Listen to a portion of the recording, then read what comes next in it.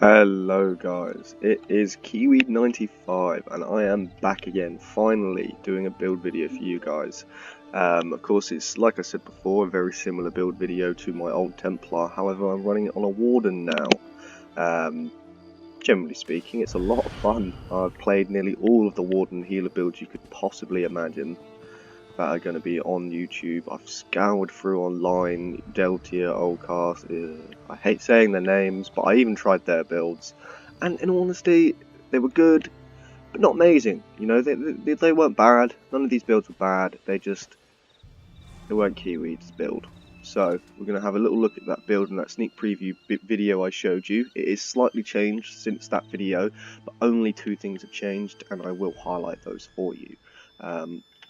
Generally speaking, in the video I told you I was running Troll King, Reactive and Transmutation. That is obviously because the Transmutation is going to give you a shit ton of crit resistance. The Troll King is going to activate at about 50% just in case to give you that little buffer. And the Reactive, whenever you're being focused, is going to come up for a straight 35% damage reduction. Upon giving you extra health, stamina, all of the abundance that you need to keep your block up and everything like that, it does work together to make quite a nice build. Let's have a little ganders anyway. So we're going to go straight into this one because I prefer using this menu. Of course, 29k Magicka, 2.1k Magicka recovery, 27k max health. It does go up to 29k once minor toughness has been applied. Health recovery is 217, however it is lower than it normally is. I genuinely keep my vampire level 3 at level 3. Level 4 is too much. You don't need the Darkstalker skill for this build, but you do need that extra little bit less fire damage you take. You can run stage 4, but I found running stage 3 gives me that little bit of extra healing when Troll King activates, of course, because of the detriment from the health recovery. Max stamina, 16k. Stamina recovery 700 goes up to 1000, and I also use the stamina netch. I use the stamina netch because it gives you the ability to block past 0, same as the fact it gives you the ability to run past 0. 0 stamina, of course, so you know, even if you've got 0 stamina, it will give you a mitigatable amount of stamina to use against that block. So if you've got your netch up, you can block constantly. You will be at 0 stamina, but you will still get mitigation from the blocking. Crit 38.6. I like it quite high, generally speaking, because of course you're running a heal over time build, and there's going to be a lot of heals going off per second. And the more of those heals per second that can crit, of course, you know, it's going to be amazing. Spell damage and weapon damage doesn't actually matter. I mean, for God's sake, I'm running a blue resto staff, and you saw the video that I've been running with. Doesn't matter. I will put it to goal. Don't laugh at me. I'm just being lazy. I completely forgot, to be honest. Didn't realise until yesterday.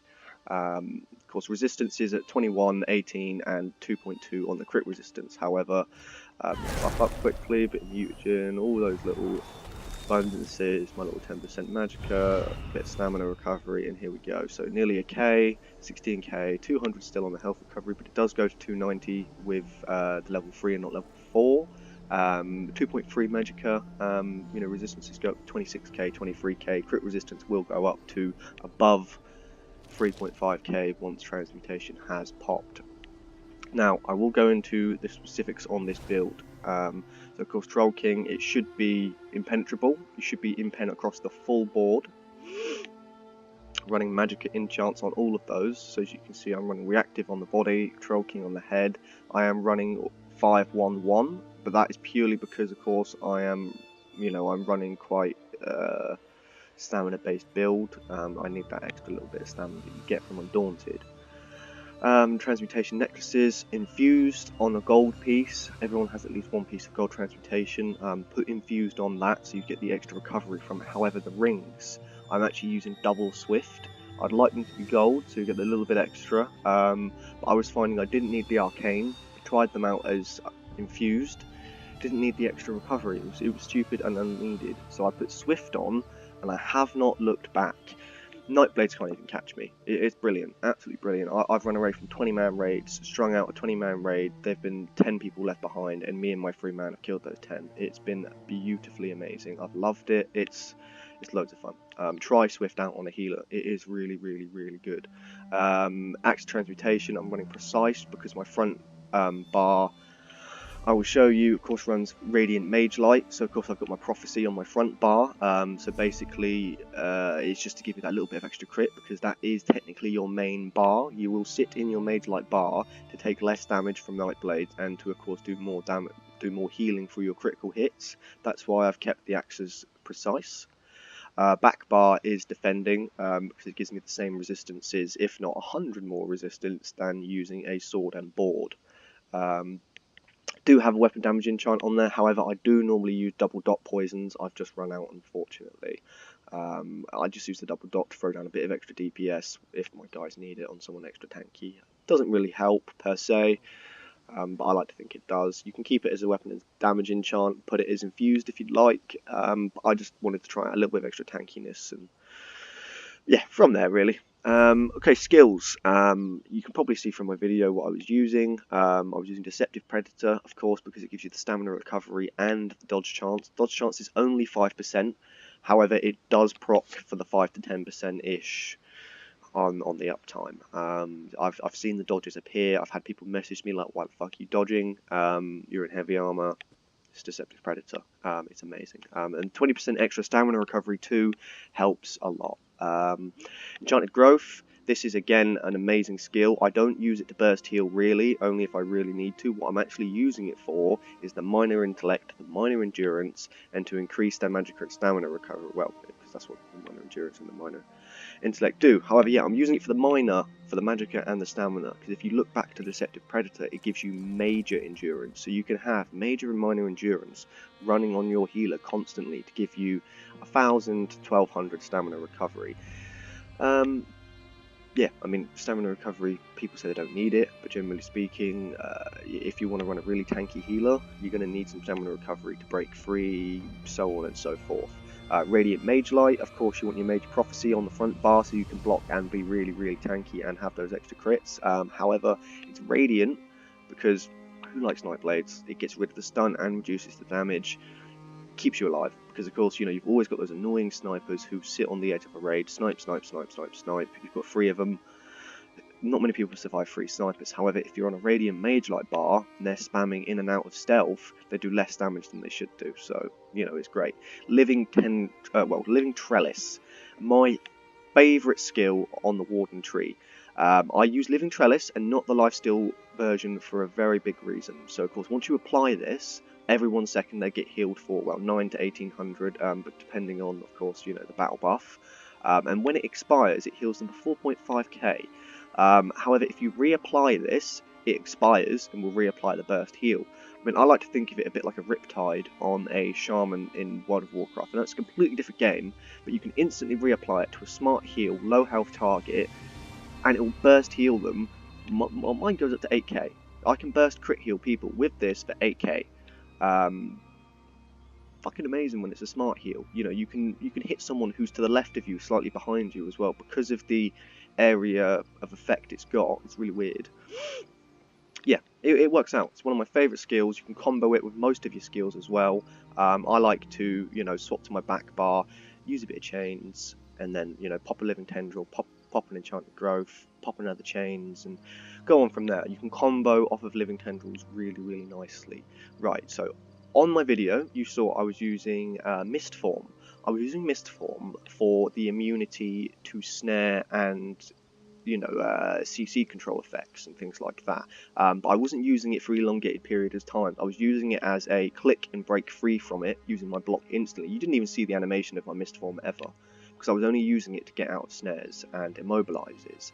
However, I found that only using it for that effect, it's pointless. I'm wasting a skill bar, so I thought I'm going to try out Meditate, and what I'm going to do is I'm going to dodge roll and get cheeky Meditates in where I can and keep my stamina up. My stamina is nearly all the time 90 to 100% now, because I use Deep Thoughts, even for a second, even for 2 seconds. That's 4,000 stamina. Bearing in mind you've only got 16k stamina, that's a break free. You know, and you only have to hold it for a second or 2. I've done it where I've been attacked by 10 people. I popped a Meditate, and because I'm being attacked so much, nobody notices I'm meditating. Gives you an extra 300 health recovery on top of the Magicka and stamina it's giving you, yeah, it's amazing. You know, once you've got all of your other heal over time effects applied, it stacks on there. It gives you, 11k heals per second if all of your heals are on there. But of course, people can interrupt it, so on and so forth. You have to be cheeky with it. Get around a corner, 3 seconds of it, run. That's what I do. It's really cool. There's a couple more videos out there of me doing it recently, and I will show you. I will show you a couple more videos. Spell wall, of course, everyone loves their spell wall. It reflects. Sorks, bye-bye. A bit of Ice Fortress, obvious, because it's got the minor protection. That 8% makes a massive bloody difference, because it's so close to 10%. It's stupid not to use it. Shimmering Shield, of course, you want your major heroism to keep your ultimate up, sorry. Yeah, it's one of the Warden's best skills. You can reflect 3 projectiles. Not really reflect, it's more absorb. Gives you ultimate back. I can combo that, swap bar, pop this, swap bar, heal, swap bar, pop that, swap bar, heal, and, I can be hit by 4 or 5 sorks and they won't do any damage to me, because in the time that I'm, using this, swapping bar and a heal, swapping back and using it again, it's reapplied and they've not hit me 3 times. I'm quick enough to do it. Nature's Embrace. This is your main heal for this build. The tooltip says 20k over 10 seconds. You can work that down for a little bit for you. That is 2,000 per second. 2,000 heals per second. If you apply that to health recovery, which is every 2 seconds, there's 4,000 health recovery. I like to go on the health recovery basis because, of course, it's healing every 2 seconds, so you can apply all your heals into health recovery and, yeah, basically like that. So that's 4,000 health recovery that's giving you. That's amazing. Gain free ultimate when the effect ends, but it has to end. It's not like Living Tendrils when you reapply it. It has to end and has to fully expire, otherwise you will not get the free ultimate. But yeah, like I said, main heal, keep that up every 10 seconds. You and your partner will not die. Mutagen, your second main heal. So I was talking about Troll King being a 50% buffer. This is your 20% buffer. So of course it's 13k over 20 seconds. It's not overly amazing, but it is good. And it will immediately heal a target when they drop below 20% health for 4.7k and removes a harmful effect. Harmful effect, amazing. However, the 4.7k is very similar to my Living Trellis, where it can crit for 8k. Critting for 8k when you're at 20% health, when you've already just had Troll King activate, when you've got on Nature's Embrace on you, including a Living Trellis, your health just shoots up. You saw in the videos, your health is shooting up constantly. Where's the healing coming from? It is the healing over time from the Troll King, the Nature's Embrace. When you hit the 20%, that'll activate, shoot you back up, I'll reapply it. Just keep an eye on your buffs, and it's perfect. Bull Netch, like I said, for the extra stamina, and to give you that chance to sprint past 0 and to block past 0. Very good thing to have on a Warden, on a healer in general. Now, Light's Champion, you could use, of course, your Warden Secluded Grove. However, I do not like it because Light's Champion, of course, everyone knows it, it gives you major force and major protection for 5 seconds.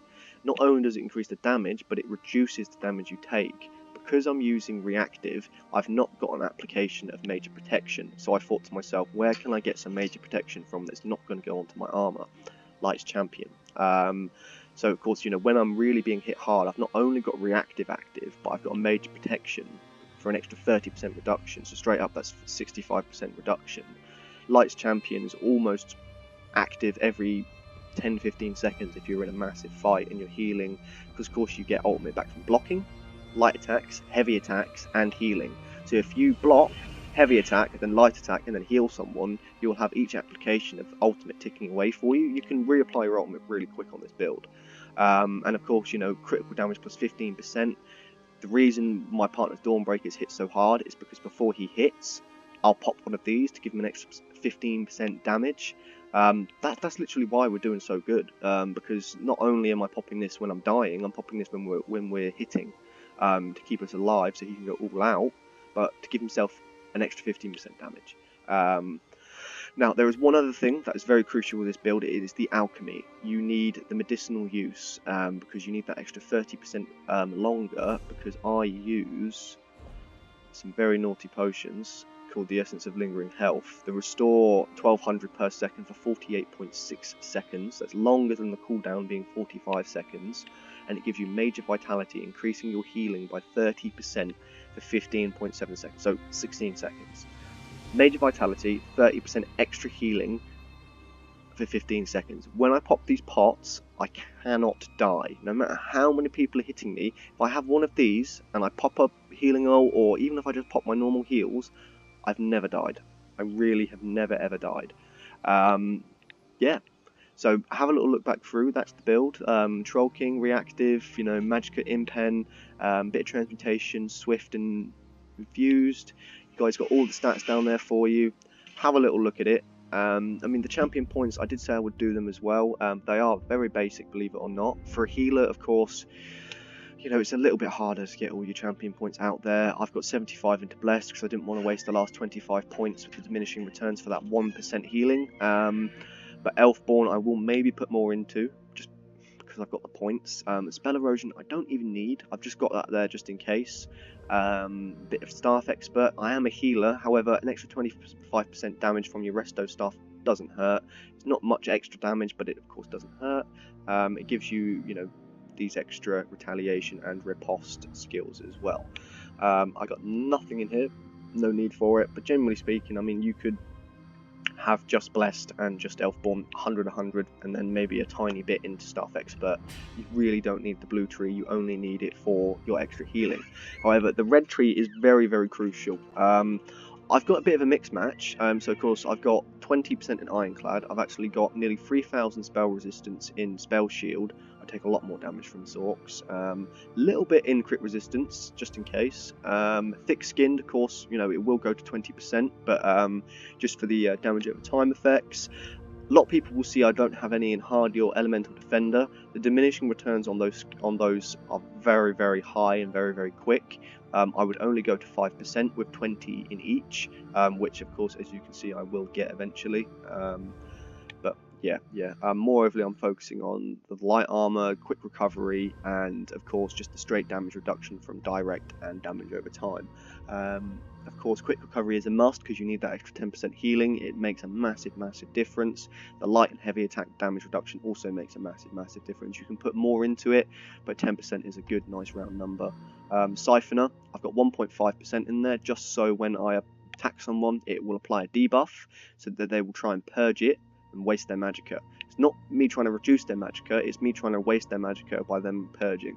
Of course, Break Free, an extra 16% reduction on that. Amazing, because you're a healer, you've got 16k, costs about 4.5k per Break Free.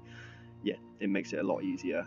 Sprinting, because of the Swift, I'm trying out sprinting, but I haven't got enough points. Icanist, 12%, everyone loves their Magicka recovery, blah blah blah. Tenacity, I'm using Meditate more now, however Tenacity is good for those heavy attacks during combat, because of course you can't really meditate under high pressure situations without being interrupted instantly, so you can weave that into your heavy attacks and your heals. Tumbling, dodge rolling, because I do dodge roll now a lot with 16k stamina, and it's probably the best thing I've ever done. Bit of Shadow Ward for 20% reduction of the block cost, because of course you're blocking a lot now.